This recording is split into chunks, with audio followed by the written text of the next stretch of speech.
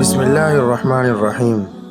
اللہ تعالیٰ کا دیا ہوا انعام اور اللہ تعالیٰ کی دی ہوئی نعمت کی قدر انسان کو کہاں سے کہاں تک پہنچا دیتی ہے، یہاں تک کہ کسی نعمت کی قدر کی وجہ سے وہ جنت کا مستحق بھی بن جاتا ہے۔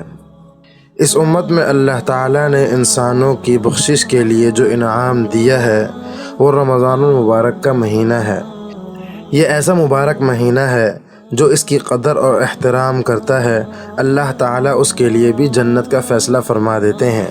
نزہۃ المجالس میں ایک واقعہ لکھا ہے، یہ وہ وقت تھا جب مسلمان غالب تھے اور کفار ان کے درمیان رہتے تھے۔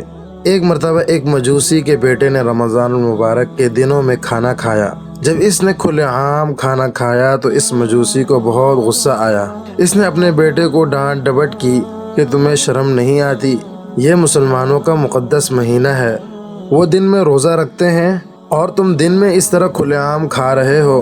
خیر، ان کے درمیان یہ بات آئی گئی ہو گئی۔ اس مجوسی کی پڑوس میں ایک بزرگ رہتے تھے۔ جب اس مجوسی کا انتقال ہوا تو ان بزرگ نے اس کو خواب میں دیکھا، وہ مجوسی جنت کی بہاروں میں ہے۔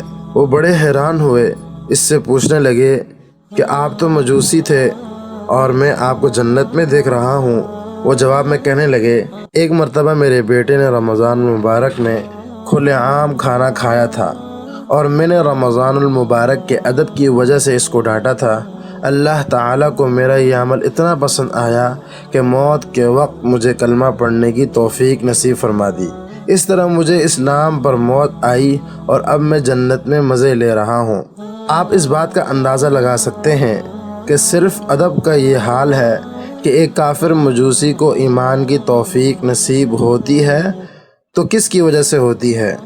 تو صحیح معنوں میں اگر ہم روزے رکھیں گے اور اس کا ادب اور احترام کریں گے تو اس کا کیا عالم ہوگا، اندازہ کریں۔ اس طرح جو آدمی رمضان مبارک کی بے احترامی کرے گا اور اس کی بے ادبی کرے گا، اس کی سزا کیا ہوگی، اس کا اندازہ آپ بھی کر سکتے ہیں۔